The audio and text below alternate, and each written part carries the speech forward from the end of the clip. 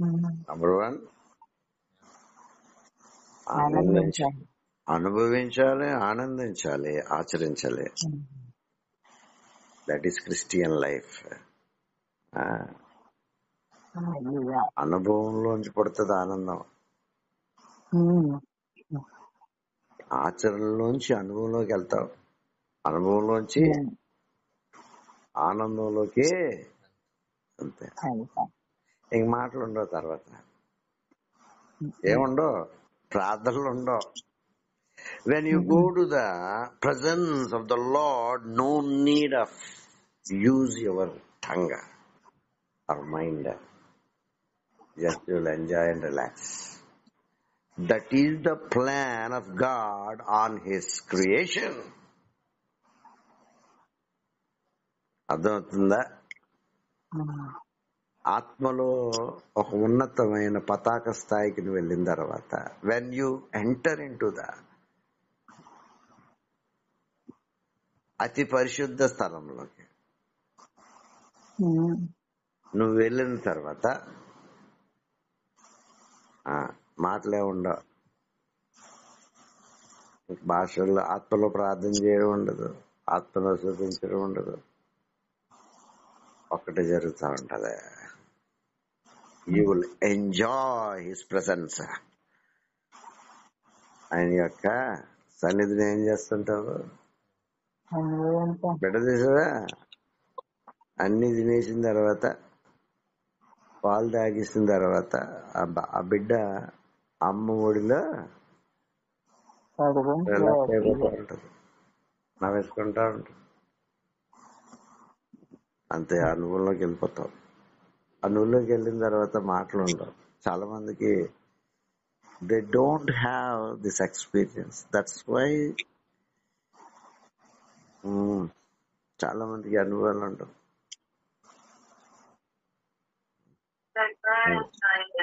ఆయన ప్రజెన్స్ మనతో ఉన్నప్పుడు, ఆయన సన్నిధి మనతో ఉన్నప్పుడు బలమైన అభిషేకంలో మనం ఉన్నప్పుడు మాటలు ఏమి ఉండవు. చూడు, ఒకసారి కరుణ అలా కన్నీరు కారుతా ఉంటుంది మా కళ్ళ మీద ఉండి, ఆయన సన్నిధిని అనుభవిస్తా అంతే. ఆయన సన్నిధిని అనుభవిస్తా. Sometimes we don't know how much time will spend. ఎంత సమయాన్ని గడుపుతామో తెలియదు. ఒక్కొక్కసారి గంట, 2 గంటలు, 3 గంటలు అయిపోతుంటుంది. ఒక మాట మాట్లాడకుండా. I don't know how many people have this experience. I don't know. ఎంతమందికి అనుభవం ఉందో నాకు తెలియదు, కానీ that what I have, what I received, ఏది దేవుడు నాకు ఇచ్చాడో ఈ అనుభవం. Wow, wonderful. ఎన్ని తలంపులకి ఏముండవు, తలంపులు ఉండవు, ఏముండవు. Just relaxing and enjoying. ఆనందించటమును అనుభవించడం, ఇవి పొందుకున్నవాడికే తెలుస్తాయి, అందరికీ తెలియదు.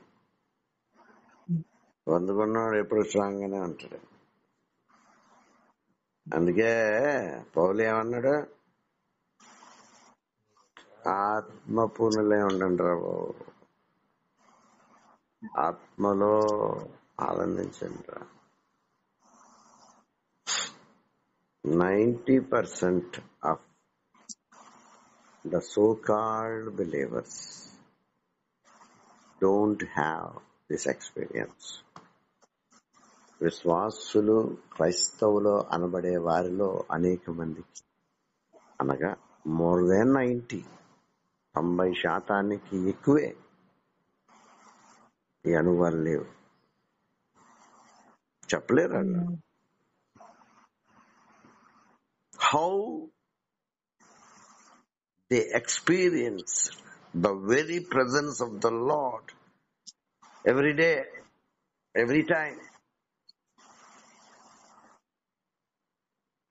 అనుదినము ఆయన సన్నిధిలో ఇలాంటి అనుభవాలు కలిగి ఉండే అనుభవాన్ని చెప్పలేకపోతున్నారు. కారణం ఏంటంటే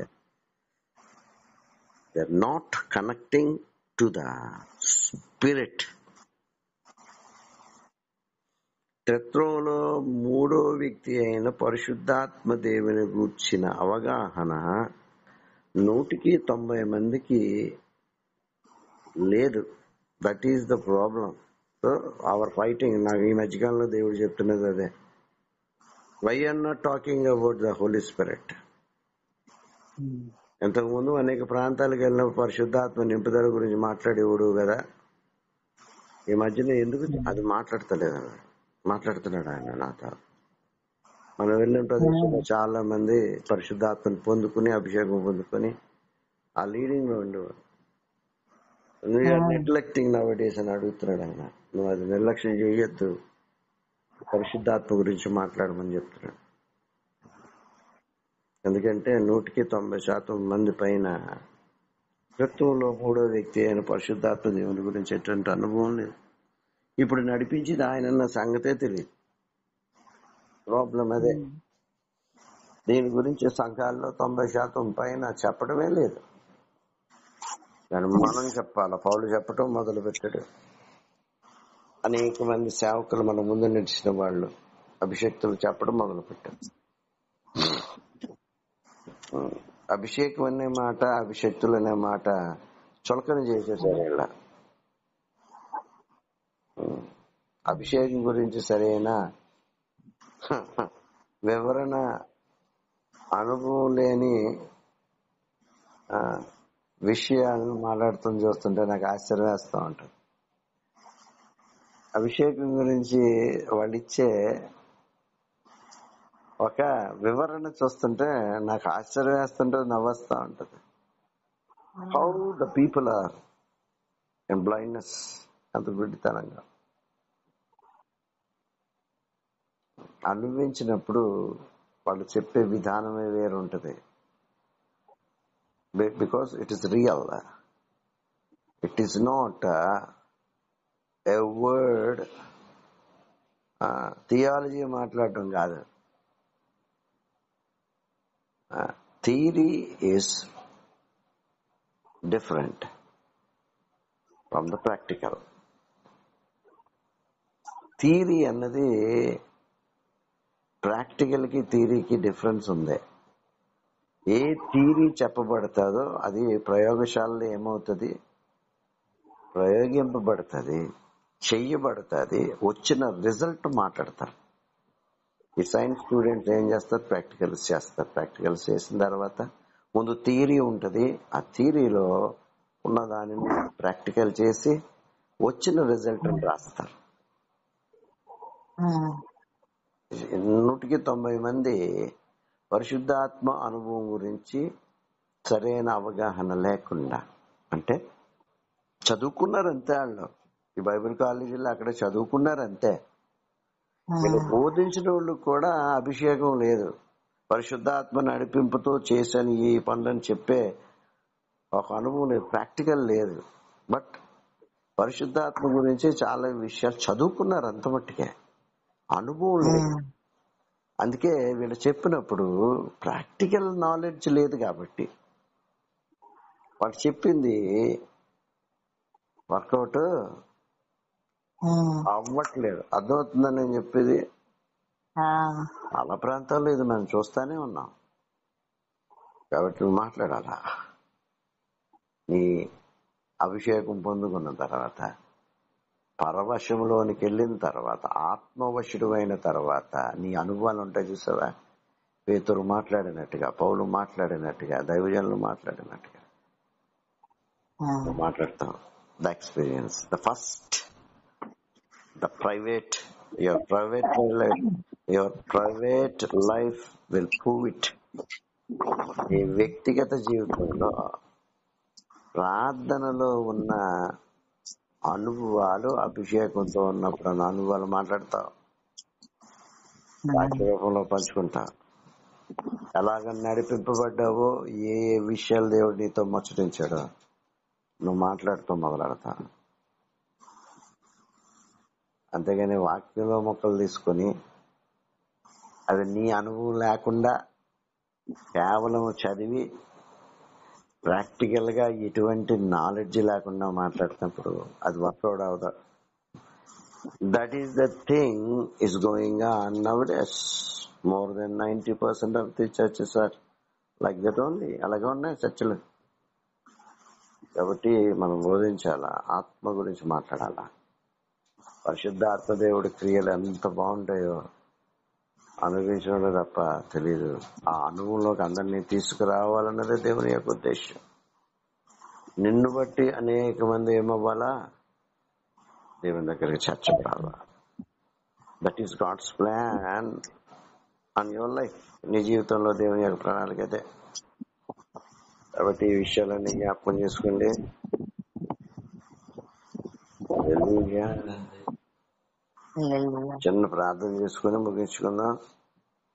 ఓపుకున్న వాళ్ళు ఇంకా పోరాడుకోండి.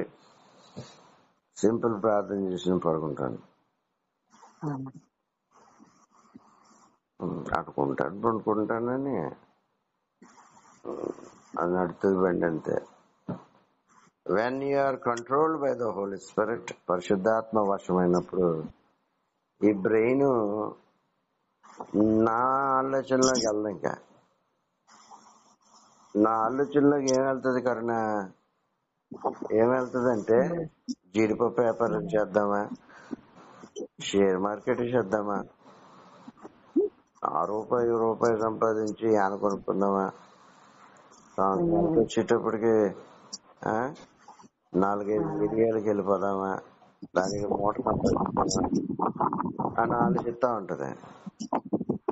ఎందుకు? అది నా బ్రెయిన్ అంతకన్నా ఎక్కువ ఆలోచించదు. కానీ ఆయన వశమైనప్పుడు డిఫరెంట్ గా ఉంటది. హల్లెలూయా. అర్థమైందా? చాలా వ్యత్యాసం ఉంటది. అసలే లోక సంబంధమైన ఆలోచన ఉండదు. ఆత్మల వారంలోకి వెళ్ళిపోతుంది. ఏమి ప్రణాళిక ఏ విషయాల్లో ఎలా ఉంటుందో మనం చెప్పాను కదా. లక్ష్మీవారం మీటింగ్ చేయగానే వ్యాన్ రెడీగా ఉంది అక్కడ. ఆ తమ్ముడు వ్యాన్ ఎత్తుకుని వస్తాను అన్నాడు. అయ్యగారు చెప్పండి బాబు, ఎటు వ్యాన్ ఎటు ఏమన్నా ట్రావెలింగ్ ఏమన్నా తిప్పుతావా అని అడిగితే లేదండి సువార్తరథం అండి ఇది అన్నాడు. సంగతి మరి మనం మీటింగ్లకి వెళ్దాం ఒరిస్సా అంటే, మరి ఎప్పుడు రమ్మంటే అప్పుడు వస్తాను సార్. మేము మామూలుగా వెళ్ళం బాబు, ఆ రోజు ఉపవాసం ఉంటామంట. నేను రెడీ అన్నాడు. హల్లెలూయా. యోహాను గురించి ప్రార్థన చేయండి. హిస్ నేమ్ ఇస్ యోహాను. అతను విజయనగరం. ఎప్పటి నుంచో ప్రార్థన చేస్తాను, ప్రభువా ఈ విశాఖ, విజయనగరం, శ్రీకాకుళం ఈ ప్రాంతాలకు వెళ్ళాలి ప్రభువా అని ఎప్పటి నుంచో ప్రార్థన చేస్తున్నాం.